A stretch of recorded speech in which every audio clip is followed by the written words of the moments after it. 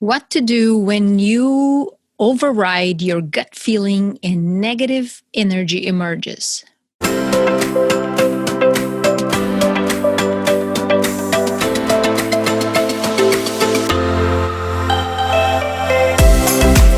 Welcome to Be Fab, Be You Made Simple, your daily dose of inspiration designed to help you reinvent yourself by optimizing your body and mind. I am Maria Horstman, a health editor and coach, a fitness trainer, a speaker, and an entrepreneur, founder of BeFabBU.com. Our episodes are short and will bring you valuable content and practical nuggets for optimal health and fitness that you can implement ASAP. Let's get you to feel fabulous every day. Are you ready? Check out the show notes to 1, schedule a free call with me to discuss a plan to take your health to the next level. 2, submit a question to be featured in our Ask Me Anything episodes on Sundays. Connect with me on social media and much more. Hit the subscribe button, and if you like what you hear, share with your friends and leave it a rating.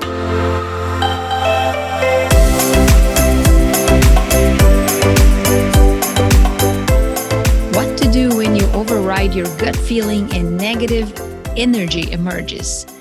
So this past Sunday, I didn't work on my side hustle gig as I usually do, and I was feeling pretty good about it. I was happy to have my Sunday for myself to do the things on my to-do list that I wanted to do. And I had gone to bed at 3:30 a.m. Yes, my weekends working these side jobs are often brutal. Yet they're paying my debt and they're keeping stress or that kind of stress down. So I'm happy about it. Ain't complaining here. I don't know about you, but I love when I can go to bed without an alarm. And I woke up about 10 a.m. without an alarm, and I felt that it was okay to get up and go on with my day. So I look up and I saw the sun was shining, and that always excites me. I mean, sun is life to me. Maybe you feel the same way. So the forecast said that it was going to hit about 70 degrees around 4 p.m. So there you go. I pinned that down to start, to do my workout. And then I start planning my day around that. It was about 10:45 a.m. I received notifications from a group text regarding a new project that I'm part of. Every communication coming from this source is kind of work-related, not led by me. It was and has been kind of stressful since we started. It's a new thing, and that's okay. When I heard the beep, my gut spoke, Maria, don't open it. Don't read it. It is Sunday. You need to do your thing today. Don't get distracted. Well, I let my strong work ethic take over and ignore my gut and read the messages. I went from peace to anger in just a couple of minutes. I was so freaking upset with what was going on. And when you curse out loud, hoping that things will get better? Yes, that was me dropping the F-bombs out loud in my sunroom. And nobody but me could hear them. For the next hour, the more messages were exchanged in that group, the angrier I became. More of my time was being wasted, I felt like. Most importantly, my stress level was getting to the roof now. Why I was so upset? Well, I felt disrespected and devalued, honestly. Indirectly, I was told to suck it up and rework it. Oh, and by the way, did I say that these tasks were already outside the scope of the original project? And that means that there was no compensation for time and after, except that the fact that I was helping the project to move on. So that's something that I wanted to do, and everybody else in the project did too, without saying much. Folks, time is money. Time is money. This concept became exponentially bigger when I became an entrepreneur. And honestly, I don't remember attaching much value to my time when I worked in corporate as a salary employee. It's a thing that, you work, you get paid, and you do the job. And I didn't care how long it took a lot of times. I realized that unless I pushed a reset button very quickly, I would have a hard time letting go what was happening. So I thought about a strategy, same ones I recommend my clients to apply and to unwind, like breathing, meditation, essential oils, taking a bath, warm shower, journaling, doing things that bring joy, and exercise. I went through that list one by one.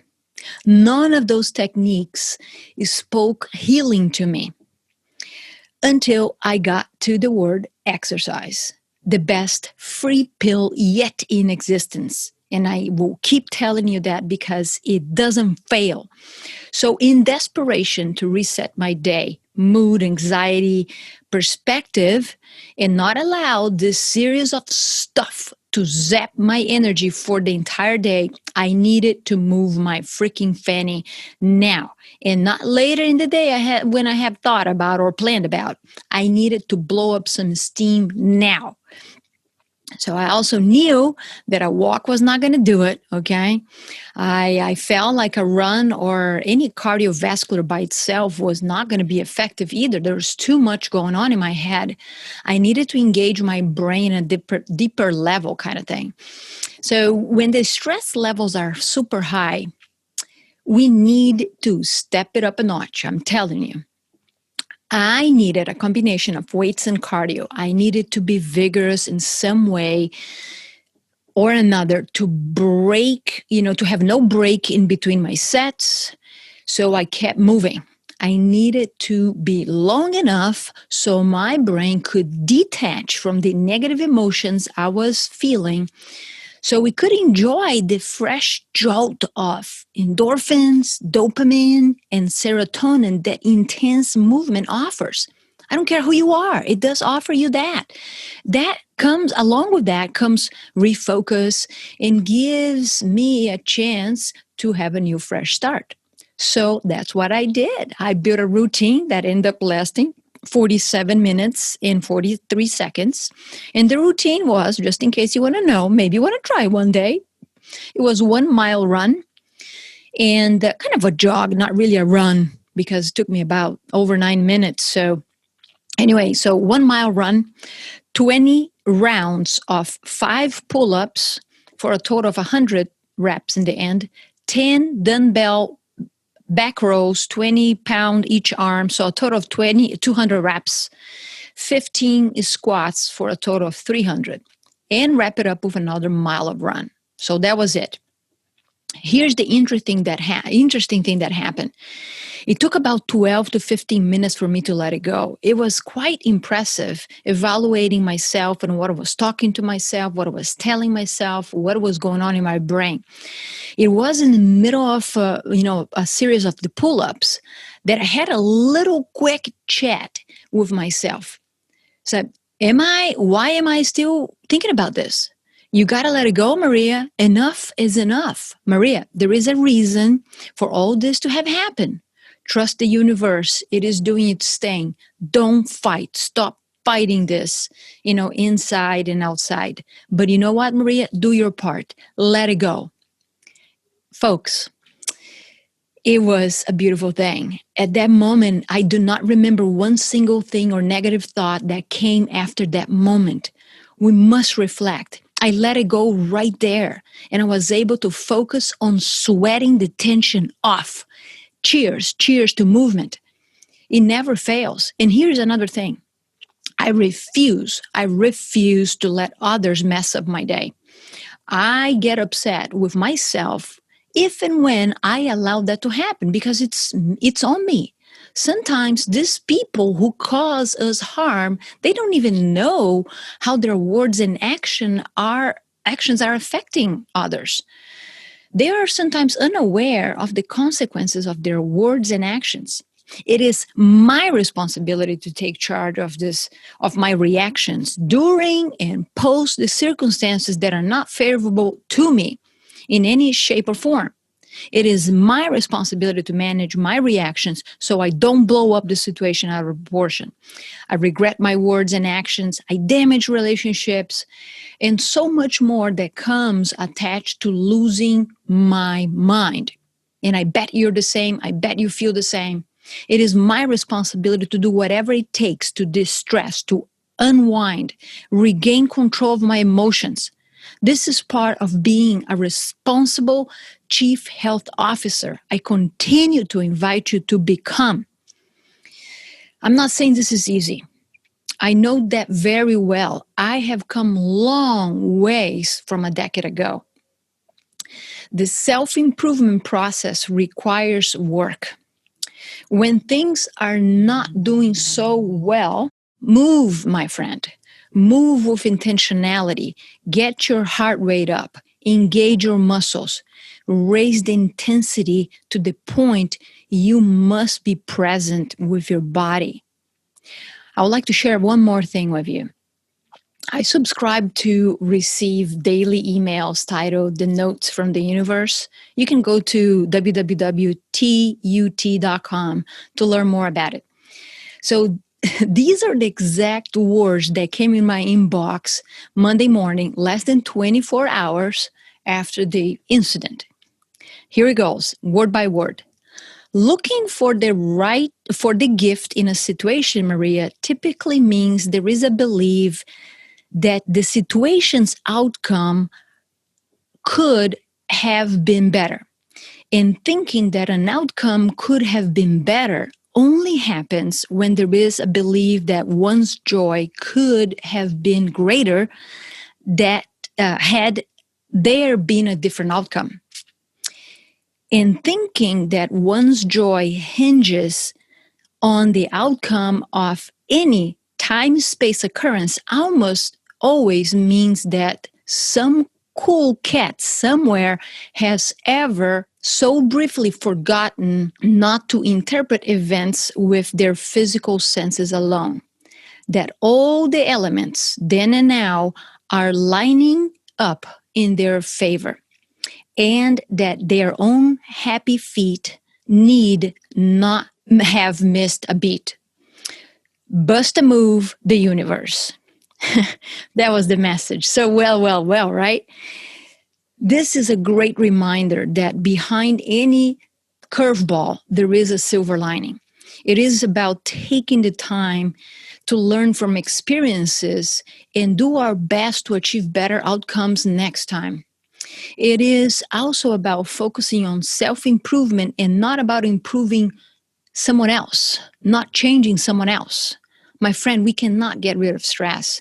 We cannot control other people's actions. What we can do is to learn the strategies that will help us react differently in a way that we feel proud of our actions. I haven't met a single person who hasn't lost their temper and said things they regretted. Nobody is immune to losing their temper and hurting other people in some way or another. The question is, how often does it happen? Am I aware of the devastation I'm causing?